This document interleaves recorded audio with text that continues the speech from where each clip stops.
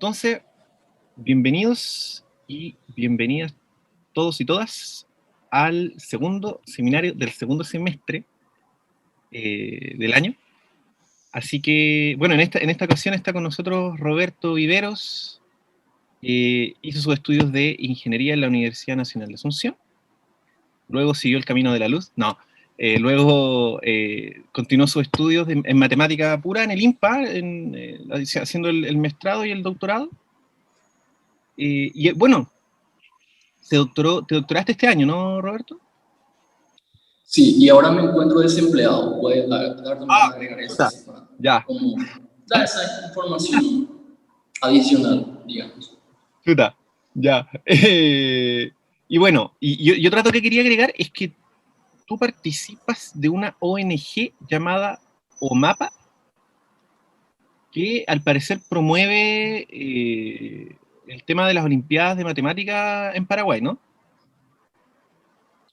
Sí, es como la que organiza la Olimpiada de Matemática en Paraguay y también organiza los equipos que van a participar de las Olimpiadas internacionales, que Paraguay participa. Ya, no, sí. Eso me parece importante mencionarlo. Y bueno, tú ya participaste ahí representando a tu país también alguna vez en la IMO, ¿no? Yo participé un poquito cuando era joven, cuando estaba en el colegio, en el bachillerato, y sí, y después ahora de grande ayudo un poco de vez en cuando, cuando puedo. Bacán, bacán. Bueno, entonces el título de la charla es, vamos a leerlo, Introducción a polímeros dirigidos. Proceda. Bueno, en primer lugar, voy a agradecer a los organizadores, bueno, a Eder que me hizo la invitación para presentar en el seminario de ustedes. Bueno, voy a compartir aquí mi pantalla.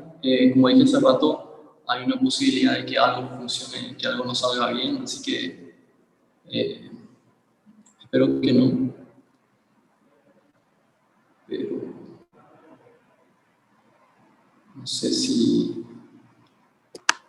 A ver, yo debería hacer esto. Aquí. ¿Se ve? Sí, ahí se ve, súper. Se ve. ¿Se ve? Ok. Entonces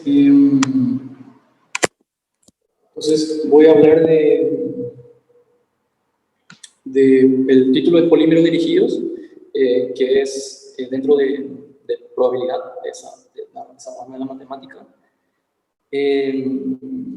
Pero digamos, más bien voy a hablar sobre algunos modelos que se estudian dentro de probabilidad y intentar hablar un poquito de por qué son interesantes.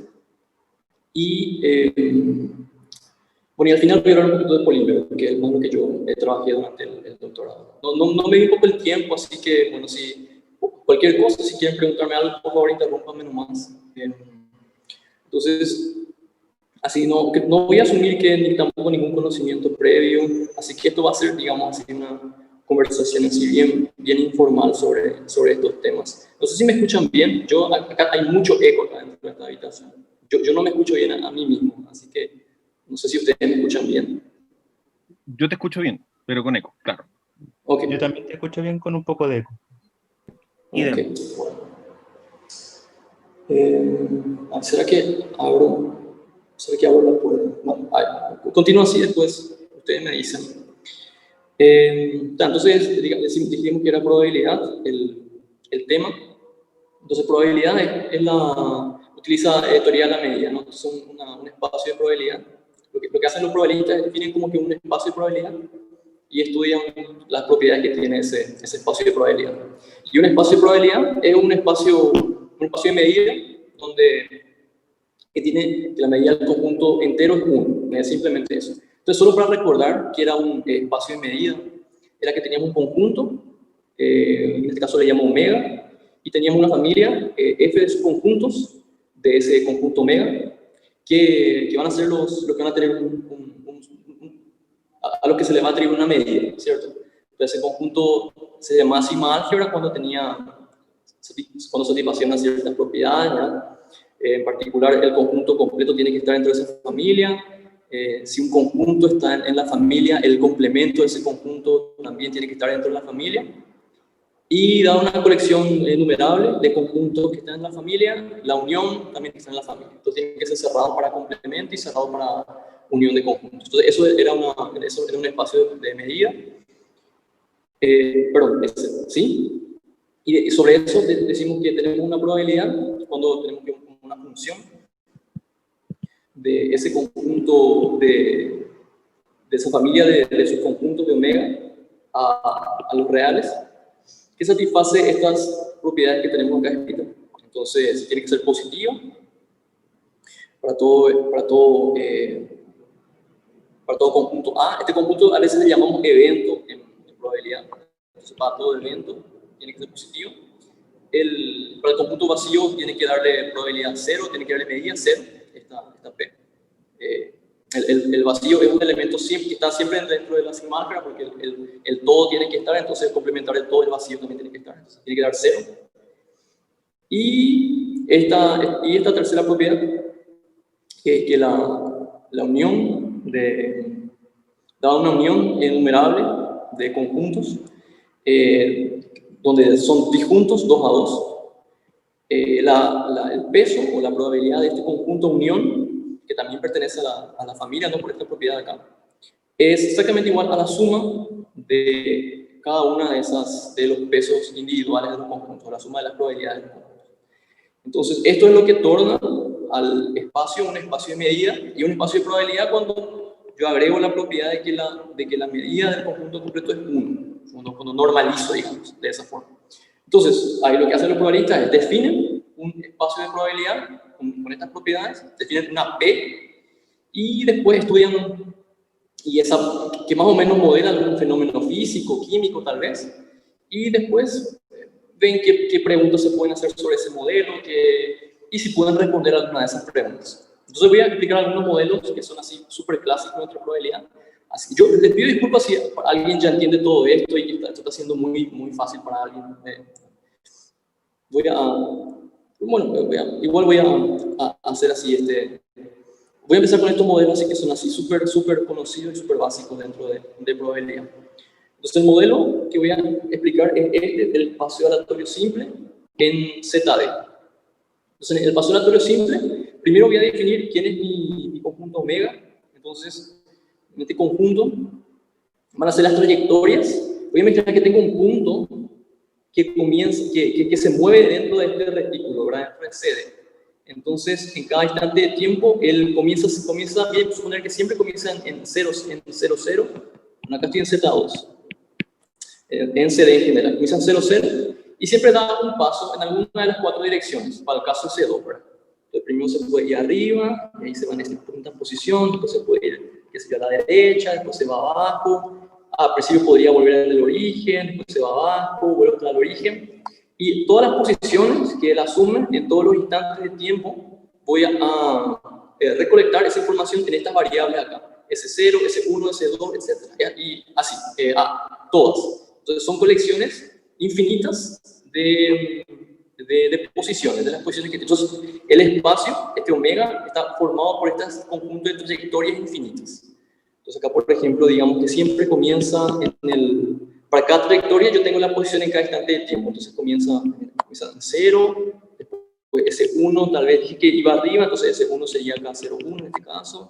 S2 acá dije que iba a la derecha, entonces acá sería 1, 1. Y así sucesivamente, ¿verdad? Entonces ahora es claro para nosotros quién es este espacio omega. Entonces le voy a llamar espacio de trayectorias a partir de ahora.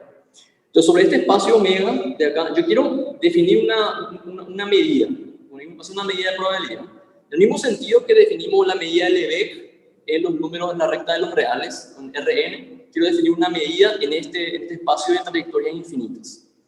Entonces, no me voy a preocupar de quién es la sigma álgebra acá, vamos a asumir que todos los eventos están dentro de todos los subconjuntos de omega están en la sigma álgebra para no complicarnos mucho. Entonces quiero definir una medida en este conjunto. Entonces esa medida se puede probar que está bien definida y es única cuando satisface estas tres propiedades que tenemos escritas acá.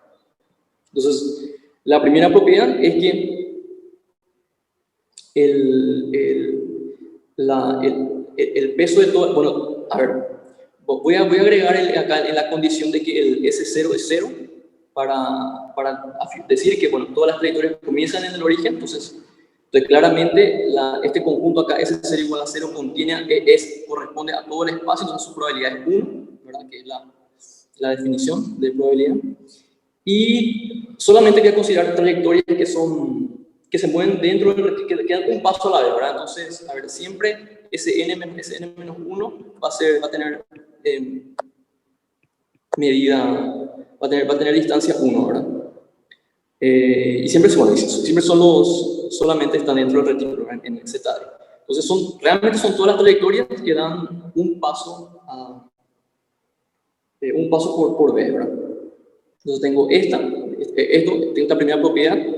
La otra propiedad es que estoy asignando pesos a las trayectorias. Entonces yo no quiero que ninguna dirección esté favorecida en ningún sentido. Entonces todas las direcciones, a cada instante que tenemos la partícula que se mueve, ellas se mueven en una de las 4 direcciones sin discriminar ninguna dirección.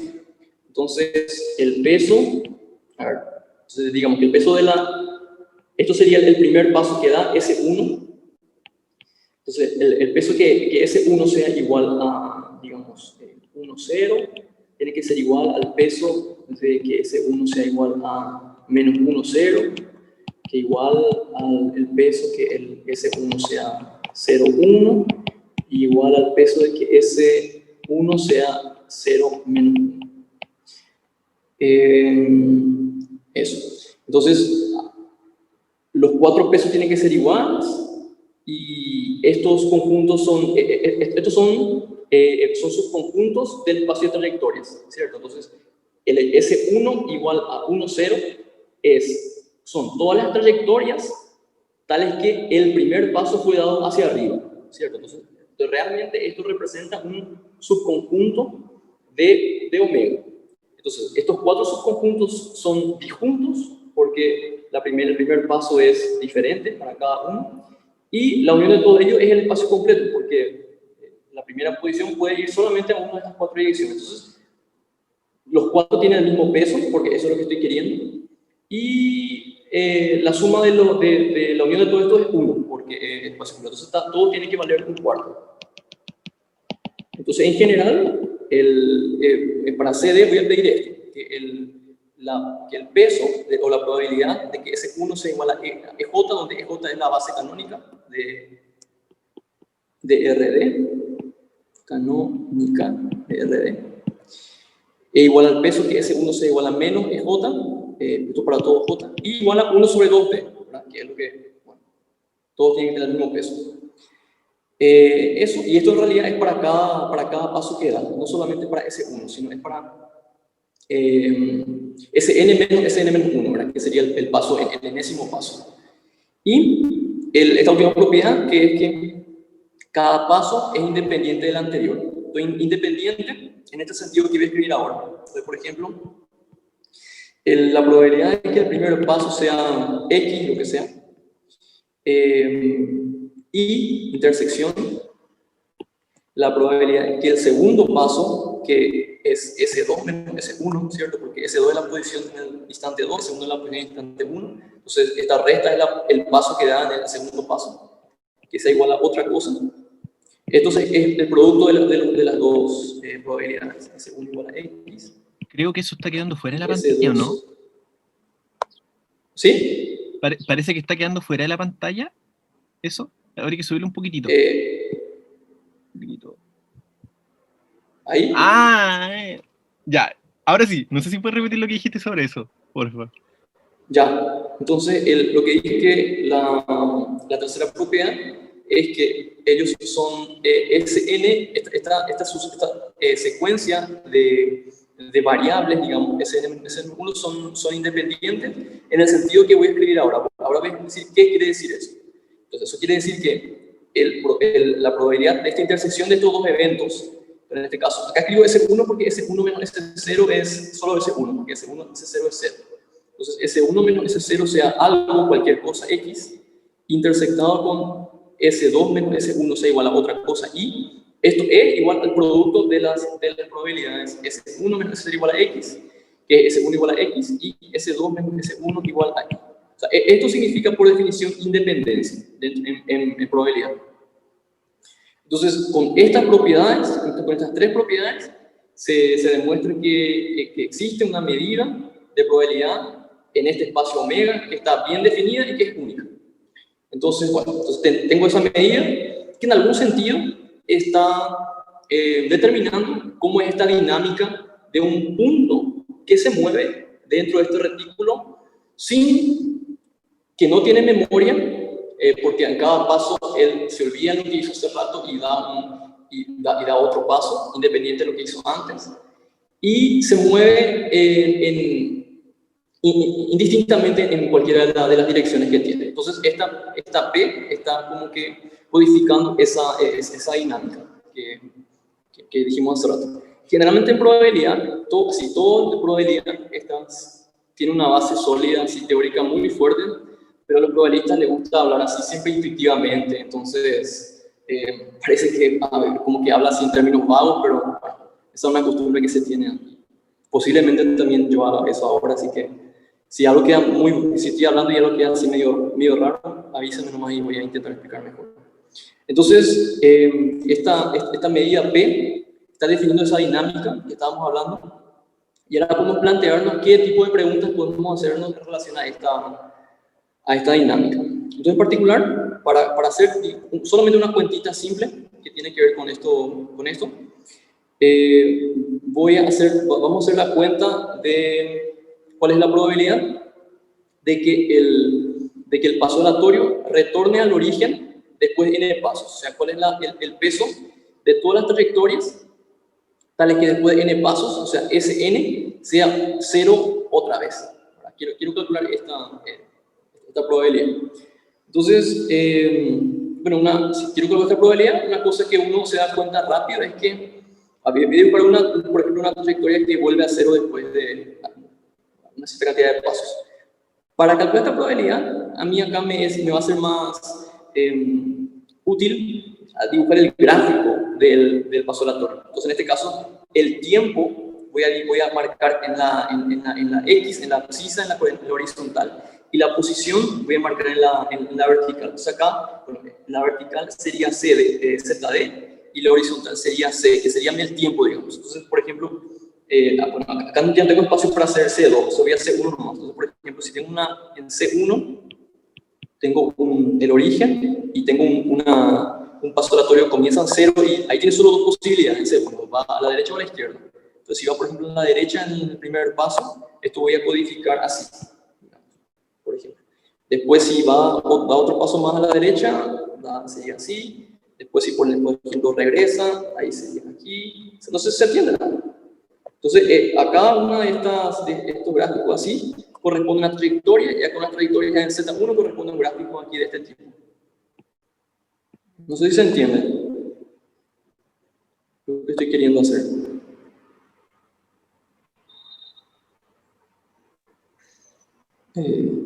Hola. El fondo un eje del tiempo y el otro uno lo entiende como el espacio. Ajá, sí. El tiempo... El ir y venir. ¿Cómo? Que en el fondo es una representación como también media cualitativa como del ir y venir. Sí, exacto. O sea, es así. Aquí, como estudiar la trayectoria, digo aquí, yo estoy marcando como estoy. Si estudio la trayectoria en este gráfico, va a ser como complicado porque se intersecta a sí mismo, y como que, en cambio aquí como que más ordenado la dinámica, digamos. Entonces, lo que yo querría hacer aquí sería calcular el peso de todas las trayectorias que que regresan al origen. El origen sería aquí. Entonces, en este caso, por ejemplo, esta trayectoria volvió al origen después de 1, 2, 3, 4, 5, 6, 7, 8, 9, después de 10 pasos. Acá n igual a 10. Entonces, quiero calcular el peso de todas las trayectorias que volvieron al origen después de n pasos. Entonces, una cosa que tengo que observar para calcular esa probabilidad es que, bueno, para empezar, todas las trayectorias tienen igual probabilidad, porque dijimos que no hay discriminación de hacia qué lado va, si hacia arriba, hacia abajo. Entonces, dado cualquier cosa que yo dibujo así, que respete la regla de que un paso a la vez, ¿cierto? Va a tener el mismo peso. Y si digo que retorna al origen después de n pasos, tengo que, voy a hacer el cálculo para d igual a 1 aquí, porque es más simple. Tengo que, él tuvo que haber dado, si retornó al origen después de n pasos, tuvo que haber dado la mitad de los pasos hacia arriba y la mitad de los pasos hacia abajo, en algún orden. ¿Cierto? Porque si no, no va a poder volver al origen. Entonces, como en este ejemplo, aquí él fue hacia arriba, después fue hacia arriba, después fue hacia abajo, hacia abajo, hacia abajo, hacia abajo, después fue hacia arriba, hacia arriba, hacia arriba, después hacia abajo. Entonces él dio 1, 2, 3, 4, 5 pasos hacia arriba y 1, 2, 3, 4, 5 pasos hacia abajo. Entonces, entonces simplemente eso. Como todos los pasos, como todas las trayectorias tienen el mismo peso, y como observamos hace rato que tuvo que haber dado la mitad del paso hacia arriba y la mitad del paso hacia abajo, si n es impar, esta probabilidad vale 0. No hay ninguna trayectoria que vuelve al origen después de n pasos cuando n es impar. Entonces, solamente vale la pena calcular probabilidad de cuando de 2n igual a 0. Entonces, si quiero calcular este peso de todas las trayectorias que vuelven al origen después de 2n pasos, tengo que él dio n pasos hacia arriba y n pasos hacia abajo, en algún orden, ¿verdad? Como acá. Entonces, Roberto, ¿sí? Pero yo podría, por ejemplo, considerar en el gráfico que hiciste ahí, de que retornó al origen antes de tiempo, en el cuarto paso. Sí. Ah, sí, ya. Hay que retornar al origen antes, pero lo que me interesa es saber lo que pasó en el enésimo. En el enésimo, sí. Si lo que interesa es en el enésimo. Así, y la cuenta es muy simple. Voy a hacer todas las trayectorias, es la que aprendemos generalmente en el colegio. Voy a hacer, como todas tienen el mismo peso, para hacer esta probabilidad hago simplemente casos favorables sobre casos posibles. No sé, que aprendíamos así en el colegio. Acá vamos a hacer la cantidad aquí en el numerador vamos a poner la cantidad de pasos, la cantidad de trayectorias que vuelven al origen después de n pasos. Y acá vamos a poner la cantidad total de trayectorias posibles. Y esto nos va a dar esta probabilidad. ¿Ok? Oh, se descompartió. Bueno, esta es una de las cosas que había dicho que podía hacer. Un segundo.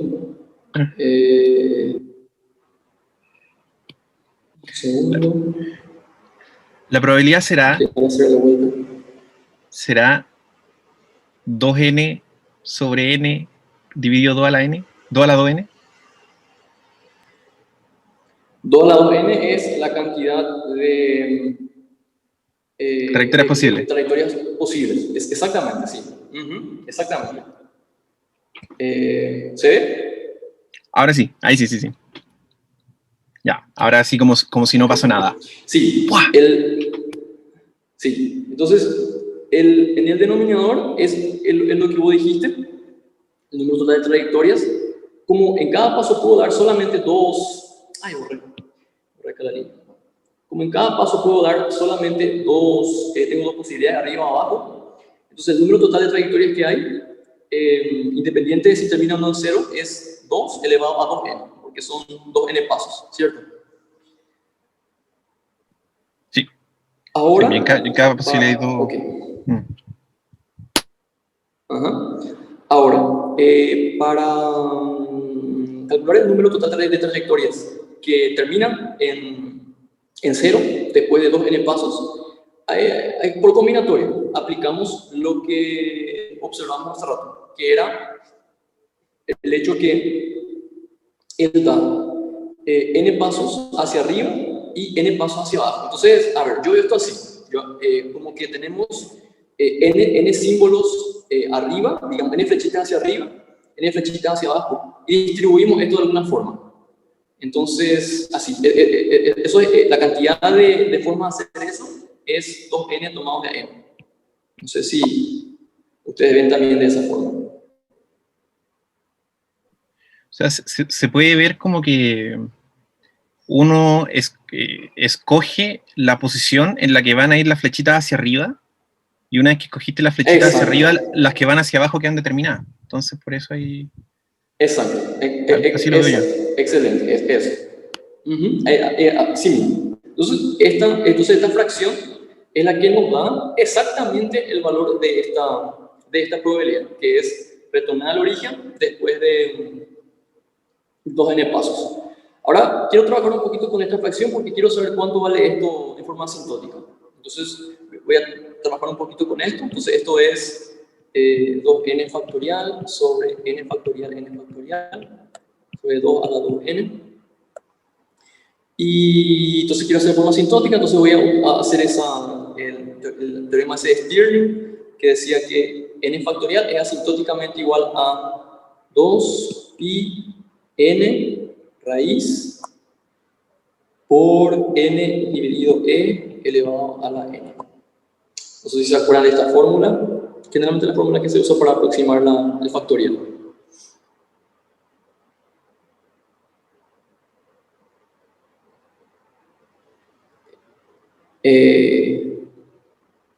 Ok, entonces ahora en este caso voy a reemplazar esta expresión donde tengo factorial y tengo que esa probabilidad me queda, a ver, el 2n factorial aproximo por la fórmula de Stirling, que sería 2pi por 2n raíz por 2n sobre e elevado a 2n.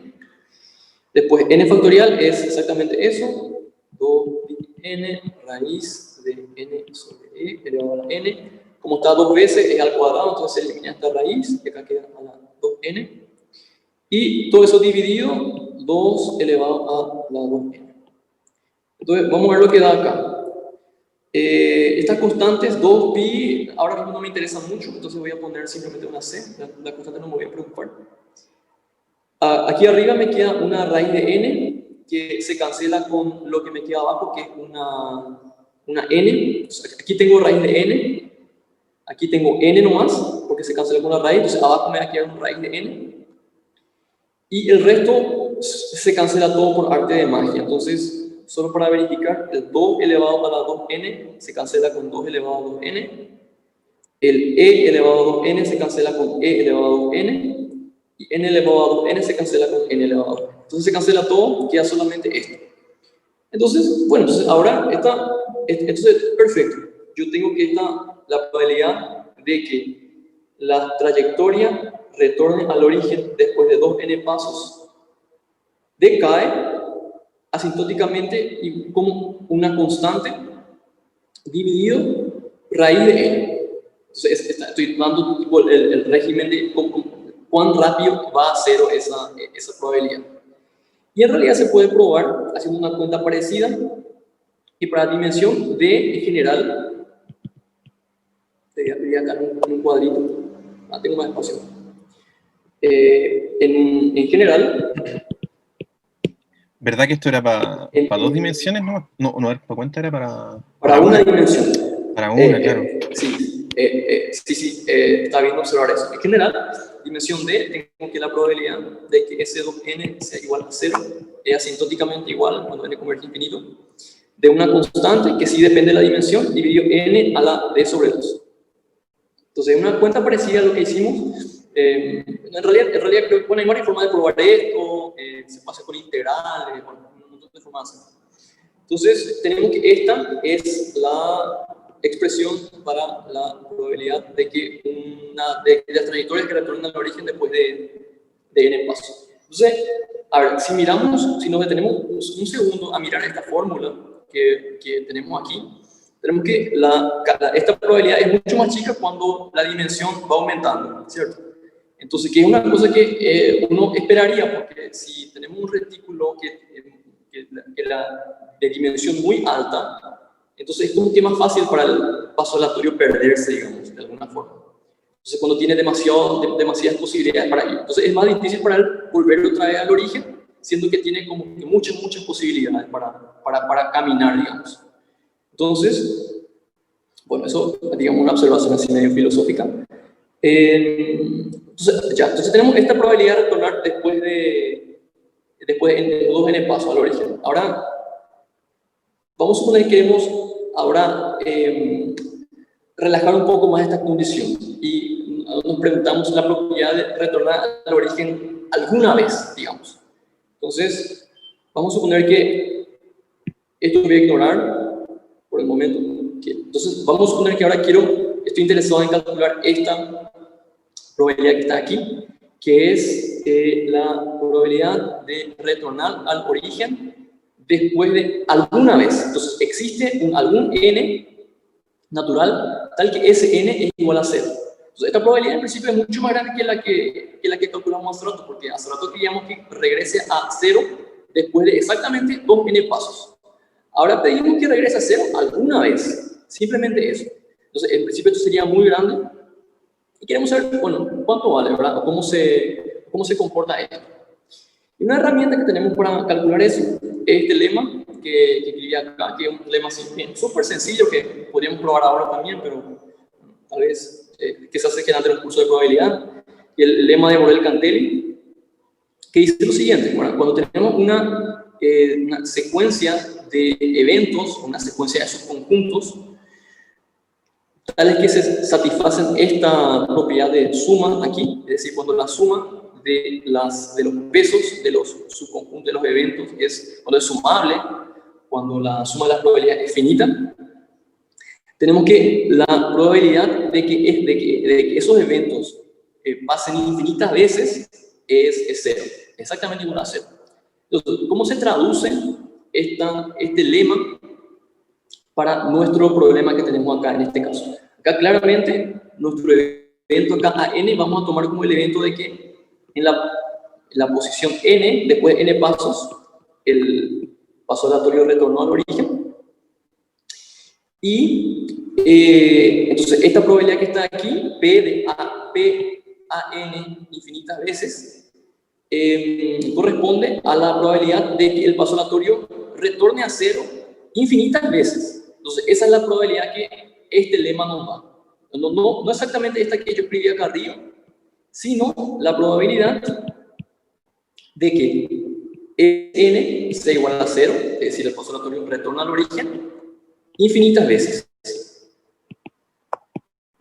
Entonces, a ver, yo espero que así, para este punto tenemos claro qué es este evento acá.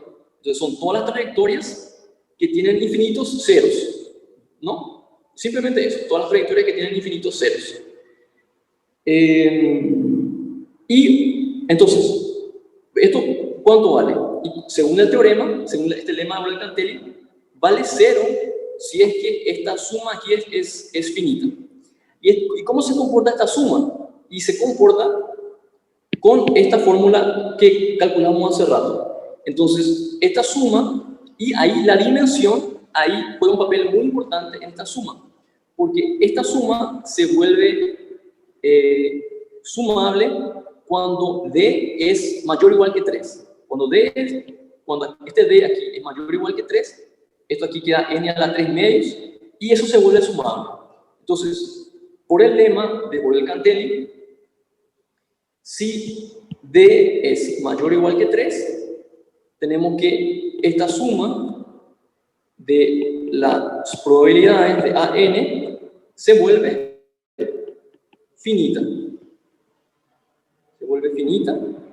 Y entonces, la probabilidad de que ese n sea igual a 0 infinitas veces es cero.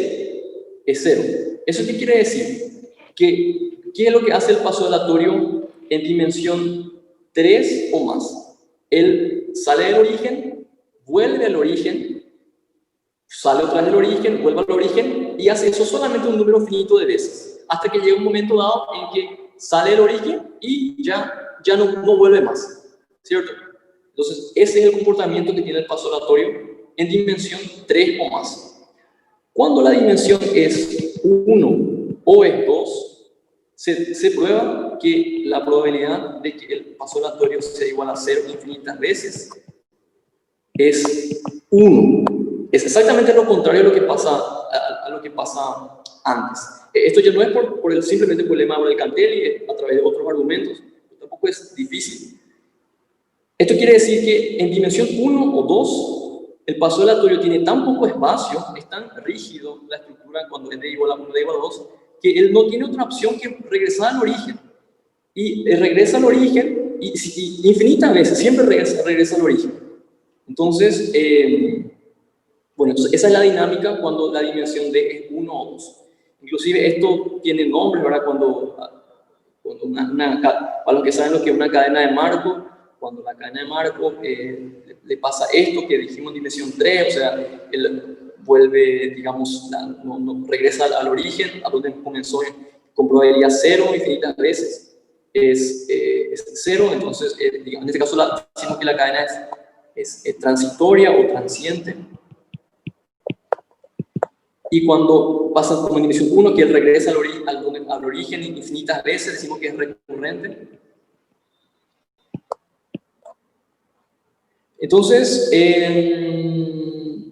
es una dinámica que es interesante, que pasa para el paso aleatorio simple, que es un comportamiento diferente en dimensión 1 o 2, que en dimensión 3 o más. Y esta es la clase de cosas que los probabilistas estudian. Aquí en un modelo de probabilidad y se hacen este tipo de preguntas, digamos, ¿verdad? Cómo la dimensión afecta la dinámica del modelo. Y hay, bueno, infinitos ejemplos de cosas que pasan similares a esto, ¿verdad? Otra clase de preguntas que uno se puede hacer con este tipo de modelos es este que está acá, ¿verdad? ¿A qué distancia se encuentra el punto después de n pasos? ¿Verdad? Entonces, en este caso, yo tengo aquí que es... voy a hacer de vuelta voy a dibujar de vuelta el gráfico del paso aleatorio. Entonces, tengo aquí el tiempo, aquí tengo la posición, CD. Entonces aquí él comienza en el origen y después se va moviendo, regresa al origen tal vez, después sale otra vez, y después de n pasos, él está en una cierta distancia del origen. Ahí yo quiero saber cuál es la distancia típica, o quiero saber qué yo sé sobre esa distancia típica, cuánto vale, qué puedo responder con relación a eso. Entonces resulta que lo que podemos decir con relación a eso son estas probabilidades que tenemos escrito acá, ¿verdad?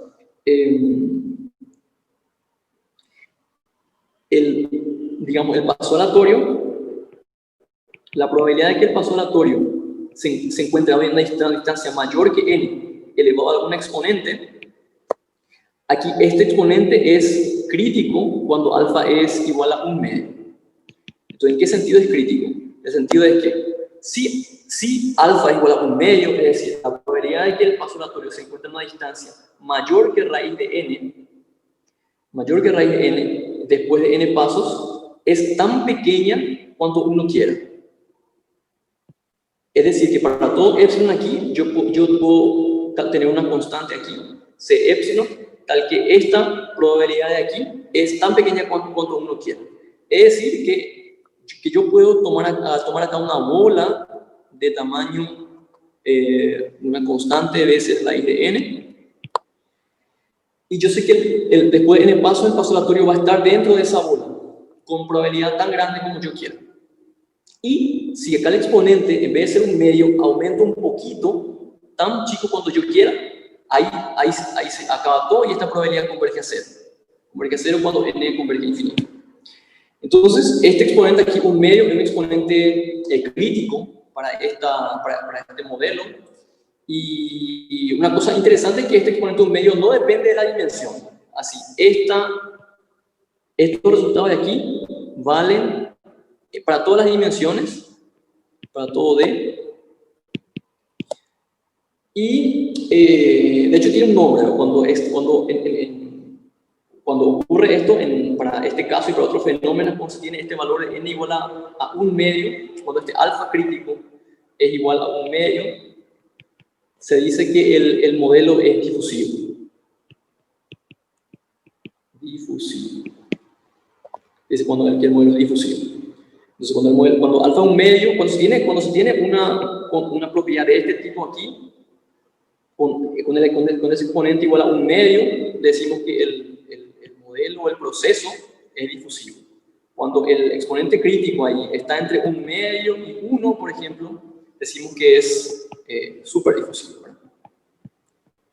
Superdifusivo. Y cuando el alfa es 1, decimos que es balístico.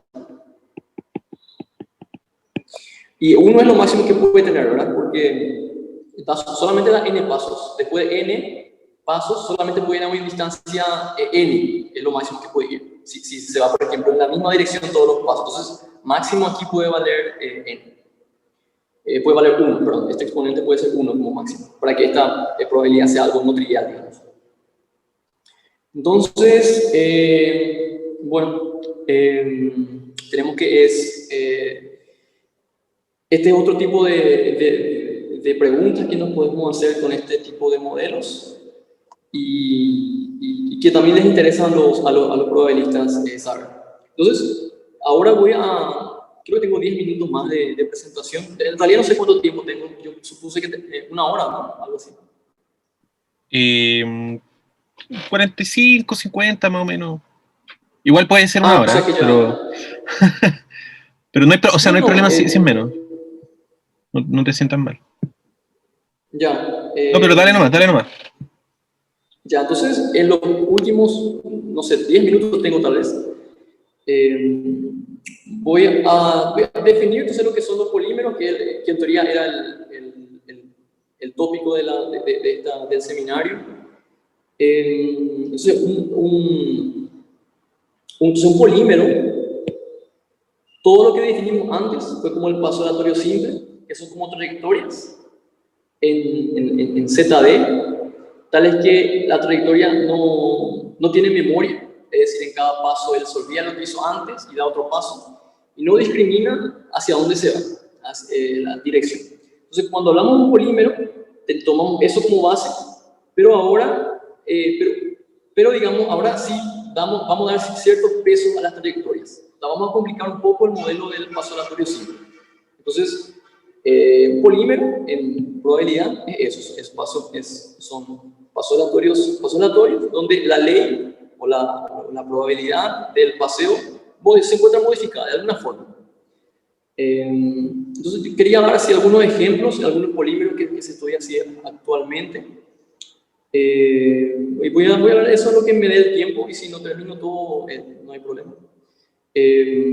Voy a dar entonces el polímero más simple es en el que no se hace ninguna modificación, que es el que vimos en el paso aleatorio simple.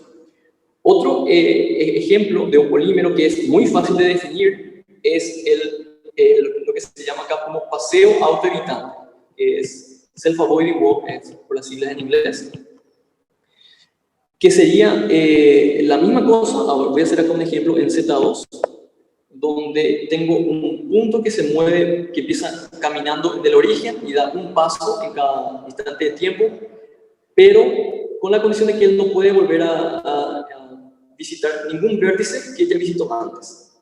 Entonces ahí él no puede volver al origen, ¿verdad? Entonces se va hacia acá, se va hacia acá, se va hacia acá. Entonces estoy haciendo un ejemplo de un paseo, de un self-avoiding walk. O sea, la independencia se nos jodió.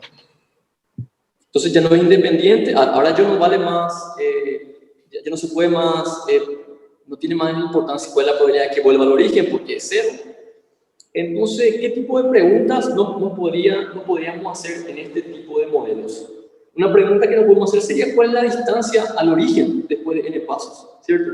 Que ahora puede ser diferente porque como el paseo aleatorio ahora ya no puede autointersectarse, tal vez él tienda a recorrer distancias mayores, ¿no? Porque como tiene menos espacio en algún sentido, tal vez puede ser que ahora nuestro exponente un medio que teníamos hace rato que era difusivo, tal vez ahora aumente, ahora el exponente crítico sea mayor. Entonces, ahora, ese es el tipo de pregunta que nos vamos a hacer ahora.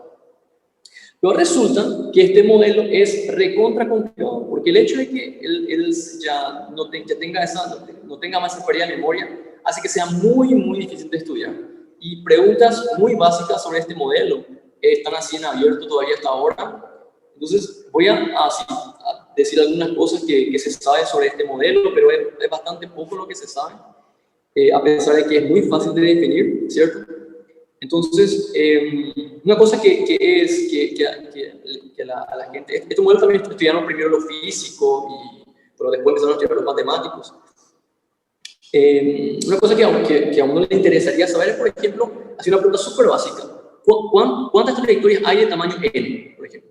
Entonces, voy a definir como sigma n, el número de trayectorias de n pasos, de tamaño n. Entonces, claramente, este valor sigma n es una cosa que debe ser muy complicada, seguramente. Entonces, bueno, a ver, vamos a poner, quiero algo asintótico. Quiero saber cómo esto se comporta cuando n es grande. Una cosa que es relativamente fácil de decir de eso es que esta secuencia de sigma n es como submultiplicativa, en el sentido de que la cantidad de trayectorias de tamaño n más n está acotada superiormente por la cantidad de trayectorias que hay de tamaño n por la cantidad de trayectorias que hay de tamaño m. ¿Cierto? Esto es relativamente fácil de ver porque una trayectoria de tamaño n más m se puede descomponer. Es la concadenación de dos trayectorias que son autoevitantes, de una de tamaño n y otra de tamaño m. Entonces esto da una cuota superior sencilla para las trayectorias de tamaño n más m. En particular esto implica que la secuencia esta sigma n es submultiplicativa. Entonces, en particular, el logaritmo de esto, zn, es subaditiva. Y ahí teníamos un teorema, ¿verdad?, de análisis en la recta que decía que una secuencia que es subaditiva es convergente. Entonces, no esto, sino el logaritmo sigma n sobre n es convergente. Esto converge a un número real, porque podría ser también menos infinito. Bueno, converge a algo. Y eso. Entonces, este valor de aquí, A, es un valor interesante que a uno le gustaría calcular, que le correspondería a este modelo. A uno le gustaría calcular este valor A, le gustaría ver cómo este valor A varía según la dimensión, cómo varía según si consideramos otro en vez de Z2. Sí. ¿Hay algún ejemplo de camino porque si es menor igual, es porque hay ciertos caminos que no puedes como considerar de concatenar? Sí, por ejemplo, si tenés supone que tengo un camino, a ver, esto es 1, 2, 3, 4, este es un camino autoritante de tamaño 4. Si esto le concadeno un camino autoritante de tamaño 3, 1, 2, 3, por ejemplo, ahí perfecto, me dio un camino de tamaño 7. Pero si le concadeno, por ejemplo, esto, que es otro camino autoritante de tamaño 3, ahí no me da. Entonces por eso acá hay algunos acá que no son válidos, que no son caminos de tamaño n más n que son válidos. Por eso esto es una cuota superior. Sí, exacto. Pero entonces, ¿es siempre estricto o depende de la relación que tengan m y m? Pareciera que es siempre estricto. Siempre es estricto. Siempre es estricto. Ah, ya. Pero brígido. Sí, siempre es estricto. Siempre es estricto, sí. Siempre aquí hay más. Ya, vale, te pasaste. Entonces dijimos que este valor de A aquí es un valor que podría ser interesante de calcular. Entonces, resulta que este valor aquí A es también, no se sabe muy poco sobre este valor de A, cómo varía en función de la dimensión. Es como un problema, es como un resultado relativamente reciente, como de 2012. Dice que este valor de A es 2 más raíz de 2, raíz de esto, cuando él se considera, en vez de CD, se considera el self-opening walk en H, en el retículo hexagonal, ¿cierto? Entonces, es más sencillo que cuando tenés solamente tres direcciones para cada, a ver, ¿no? Y, no sé si se activa para el retículo hexagonal. El panal de abejas, ¿no? Tipo un panal de abejas. Ay, perdón. Bueno, entonces, en este retículo hexagonal, si consideramos el mismo paso aleatorio, entonces ahí se puede ir ahí, que sea también autoritante, que no sea, también vale esta propiedad aquí de ser submultiplicativo, y se demostró relativamente reciente, en el 2012, que el A vale raíz de 2 más raíz de 2. Pero para el retículo, para Z2, para ZD, este valor de A es todavía así desconocido. De hecho, computacionalmente se tiene aproximadamente cuánto vale, se cree que no son valores algebraicos. Pero bueno, este modelo tiene todavía es hay muchas preguntas en abierto sobre este modelo. Una cosa que a uno le gustaría saber también es cuál es la distancia típica al origen. Tampoco se tiene muy poca información sobre esto. Se cree que no debería ser difusivo, debería ser súper difusivo. Tal vez tampoco estoy tan al día sobre lo que recientemente se descubrió sobre este modelo, pero creo que yo supongo que se probó que no es difusivo, que la probabilidad de que Sn sea menor que cualquier constante por n a la 1/2, yo calculo que se probó que esto va a ser cuando n va a infinito. Pero este exponente no se sabe exactamente cuánto vale. Creo que en 2015 se probó que es subbalístico, es decir, la probabilidad de que Sn sea menor que c elevado a 1 menos delta. Yo supongo que esto se probó que esto no converge a 0, tal vez. Bueno, no estoy seguro de esto, pero se sabe que es subbalístico, pero todavía no se sabe cuánto vale este exponente, bueno, hay muchas preguntas en abierto sobre este modelo, que es relativamente simple de definir, pero bueno, es complicado de estudiar. Y para terminar, voy a solamente definir lo que es el modelo que sería el polímero dirigido en ambiente aleatorio, que es con el que yo tengo más familiaridad, que es con el que trabajé durante el doctorado. Y este modelo lo que intenta hacer es estudiar el comportamiento de polímeros, ¿verdad? En realidad, polímeros en la vida real, digamos, en química, son esas moléculas grandes que tienen como 1 millón de átomos, tipo el ADN o una molécula qué sé yo, polietileno, hay un montón de ejemplos, ¿verdad? Son una molécula muy grande, por definición un polímero. Y estos tipos pasos aleatorios como que en algún sentido intentan modelar eso. Entonces, en este caso un polímero dirigido en ambiente aleatorio, lo que intentaría modelar es cómo se comportaría el polímero cuando está inmerso dentro de un líquido, digamos. Si un líquido donde está inmerso la molécula, cómo altera el comportamiento o la geometría del polímero. Entonces, voy a solamente definir el modelo y después ya termino la presentación. Entonces, como dijimos, siempre tengo el paso aleatorio simple y quiero darle pesos a las trayectorias.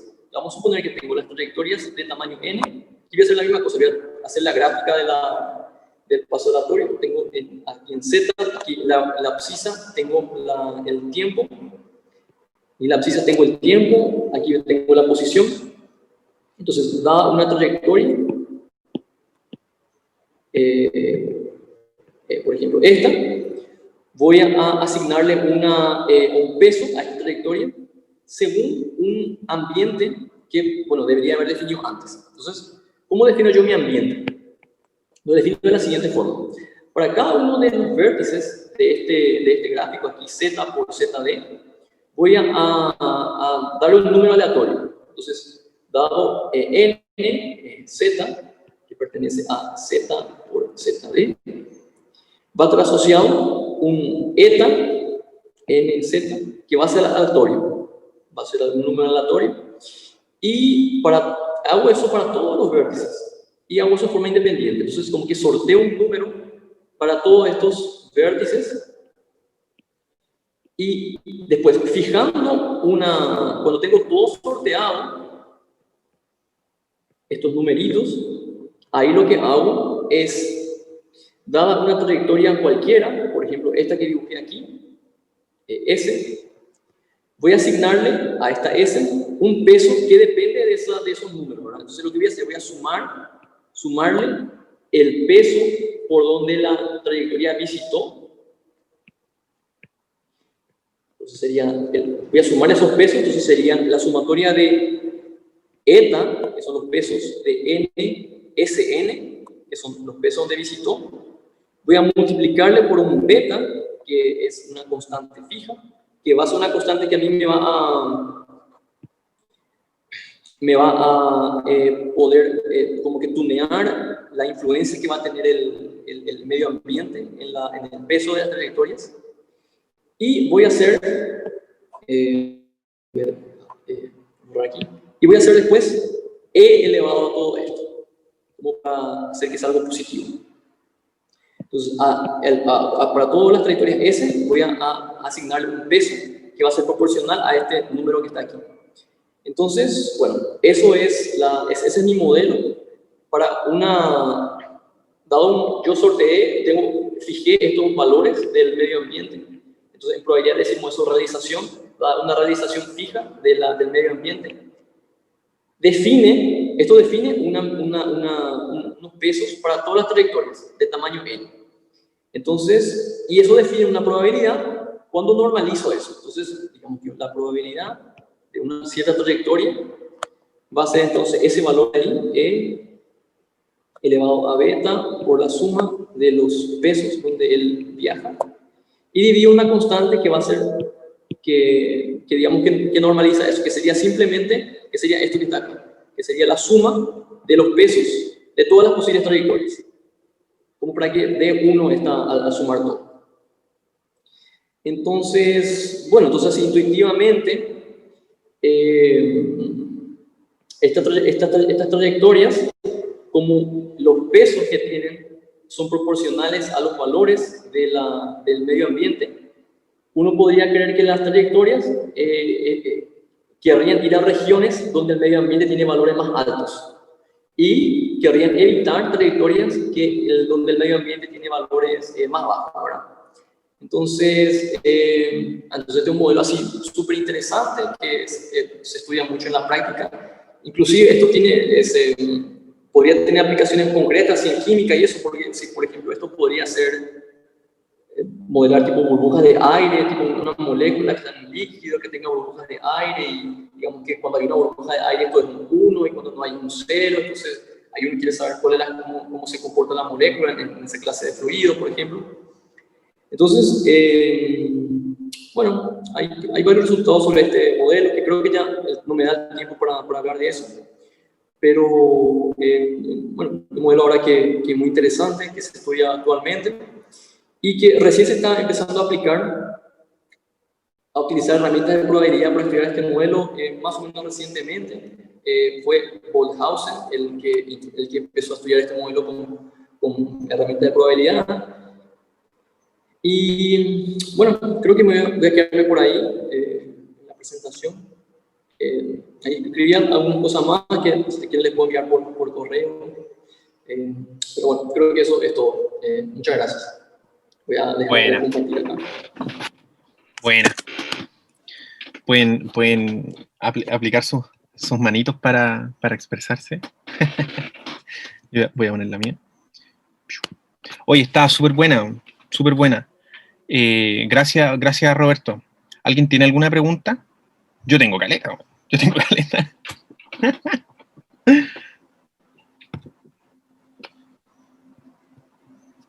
Ya, entonces, a ver, ¿por dónde empiezo? Chuta, necesito las diapositivas. ¿De qué baje esto? No, pero es que igual son preguntas más de las otras cosas que del mismo, que del último. Porque, por ejemplo, no sé, a mí me salieron dudas que, como yo alguna vez revisando así, revisando nomás, vagando por el internet, caché que en un cierto sentido, cuando tú tiras el límite de los paseos aleatorios, llegas a lo que es algo llamado el movimiento browniano. Exactamente, sí.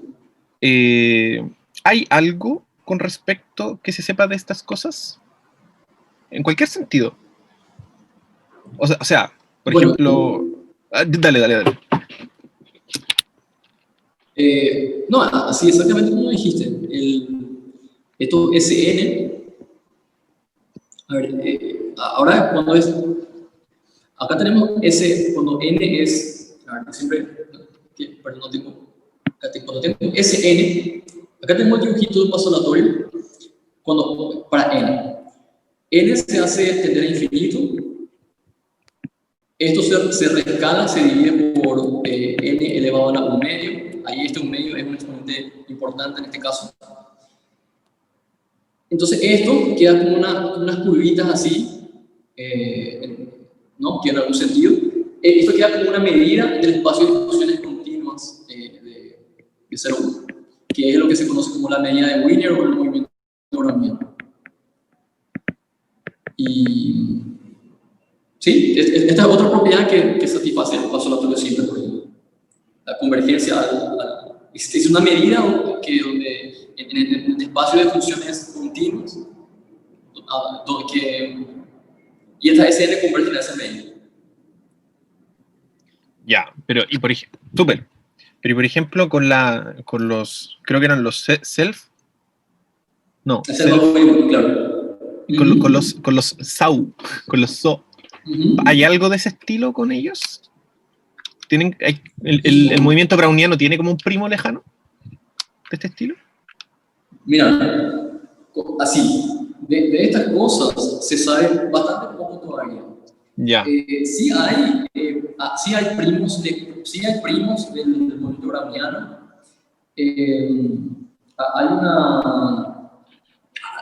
Hay una familia de procesos, digamos, que se le denota como FKG, que es también súper estudiada, súper conocida, que en este caso, digamos que la distancia tipo, y se cree que así hay una familia de modelos que convergen a esta familia, ya no al movimiento browniano, sino a esta familia. En particular, lo que definí último de los paseos de esto de ambiente aleatorio, se cree que convergen. Bueno, acá no expliqué lo que pasa en este modelo, pero bueno, acá resulta que hay dos fases en este modelo, dos fases que dependen de beta. Y en una fase, cuando la influencia del medio ambiente es baja, estos modelos convergen todavía para el movimiento browniano, que es como pasa en el caso del paso aleatorio simple. Y cuando la beta es muy grande, cuando la influencia del desorden aumenta, ya pasa que ya no convergen para el movimiento browniano, y se cree que convergen para cosas de este tipo, de esta familia FKG, que es como una familia de ecuaciones diferenciales parciales estocásticas.